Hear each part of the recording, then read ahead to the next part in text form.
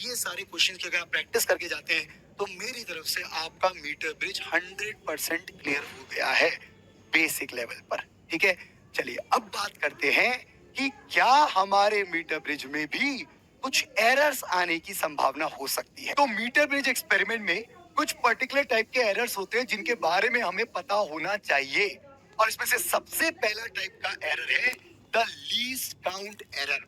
अब दोस्त, मैं तुम्हें ये बात बता चुका हूं कि तुम्हारे मीटर ब्रिज में हम एक वायर का इस्तेमाल करते हैं, और उस वायर के नीचे हम एक स्केल लगाते हैं बैलेंस लेंथ को नापने के लिए, जो कि एक मीटर स्केल होती है। अब मीटर स्केल की अगर बात करें तो उसके अंदर बहुत सारे डिविजन्स होते हैं। इसका मतलब आप एक पर्टिकुलर लिमिट तक ही अपनी वैल्यूज, अपनी लेंथ को नाप सकते हो, लेकिन उस लिमिट के अंदर जाके, उस लीस्ट काउंट के अंदर जाके आप लेंथ को नहीं बता पाते हो।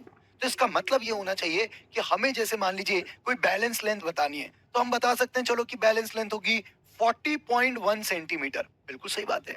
40.3 सेंटीमीटर, ये भी सही लग रहा है। 40.7 सेंटीमीटर, ये भी सही लग रहा है। लेकिन कोई क्या इस स्केल के माध्यम से ऐसी रीडिंग दे सकता है 40.732 सेंटीमीटर?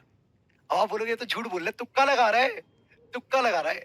बस इसी बात का ध्यान रखना, इसी बात का ध्यान रखना है कि हमारी जितनी भी लेंथ है वो कभी भी फुल्ली एक्यूरेट नहीं हो सकती है, क्योंकि हम उसको नापेंगे किसी न किसी स्केल की मदद से। हम वर्नियर कैलिपर या स्क्रू गॉज तो यहाँ लगा नहीं सकते।